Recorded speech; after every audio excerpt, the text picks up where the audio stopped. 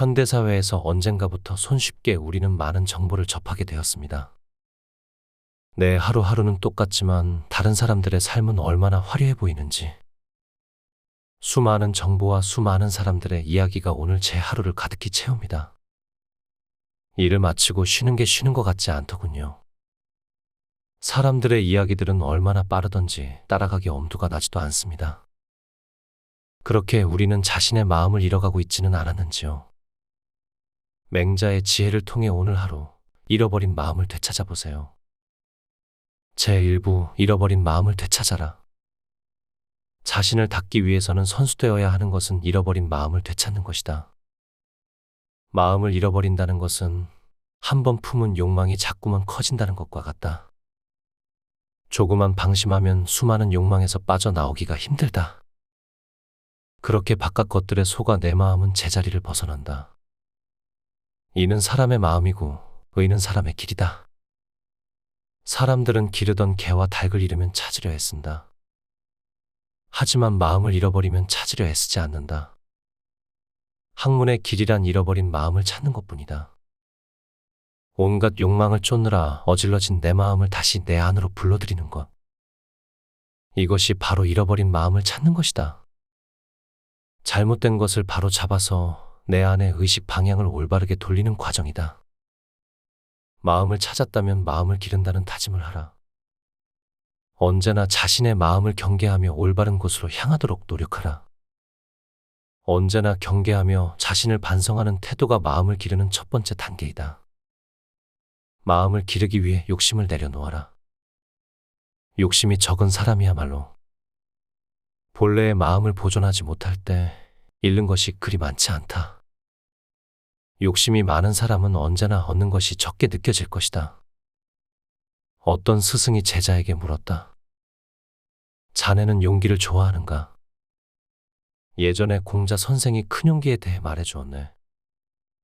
스스로 반성해서 옳은 방향을 찾아낸다면 천한 환경이어도 두려워하지 않을 수 없고, 반성할 수 있다면 천만 사람이 있는 곳이라도 나는 당당해진다네. 남에게 지지 않으려고 애쓰거나 전쟁을 무서워하지 않는다고 진정한 용기가 아닐세. 진정한 용기는 스스로 반성해 부끄럽지 않은 마음에서 비롯된다네. 떳떳한 것이야말로 도덕적인 용기의 첫걸음이다. 내 마음 속에 네 가지 실마리를 넓혀서 채울 줄 알면 마치 불이 처음 타오르고 물이 처음 용솟음치는 것과 같다. 이를 채울 수 있다면 천하를 다 보존할 수 있지만 채우지 못하면 자기 부모를 모시기에도 부족하다. 단순히 육체에 충만한 에너지가 중요한 것이 아니다. 동시에 도덕적인 마음과도 깊이 관계를 맺어야 한다. 생명을 단순한 에너지가 아닌 도덕적인 실천으로 연결될 수 있는 것으로 생각하라. 이런 바람직한 생명 에너지를 맹자는 호연직이라고 칭했다. 기를 곧게 키우면 하늘과 땅 사이에 가득 차게 된다. 기가 없으면 사람은 시든다. 기는 안에 있는 마음이 모여 생기는 것이고 밖에서 무언가 들어와 얻어지는 것이 아니다. 기가 자라나도록 억지로 애쓰지 말거라. 어떤 결과를 미리 기대하지 말고, 동시에 잊은 채 내버려 두지도 말거라. 깨끗하고 맑은 호연지기를 지켜나가라. 함부로 행동하지 말고 자신의 마음을 잃지 말아라. 해 뜨기 직전에 맑은 기운을 기억하라. 낮에 이런 것들을 접하다 보면 욕망이 고개를 들고 자꾸만 본성이 가려진다. 새벽에 맑은 기운을 보존하고 넓혀서 채워나가라. 이렇게 기를 보존해야 사람의 마음에 본래 들어있는 기운을 잃지 않는다. 우주의 기운을 잘 기르고 발전시켜 자기 삶의 주인이 되는 것이야말로 맹자가 추구한 최고의 수양 방법이다. 제2부 대인과 소인. 성인을 최고의 인격을 갖춘 사람이라고 한다면 저희에게는 굉장히 높은 존재로 보이기도 합니다. 소수의 사람들만 성인이 되는 것이 사실이지만 그렇다고 해서 성인이 되기 위한 노력 자체가 의미 없는 것은 아니겠죠.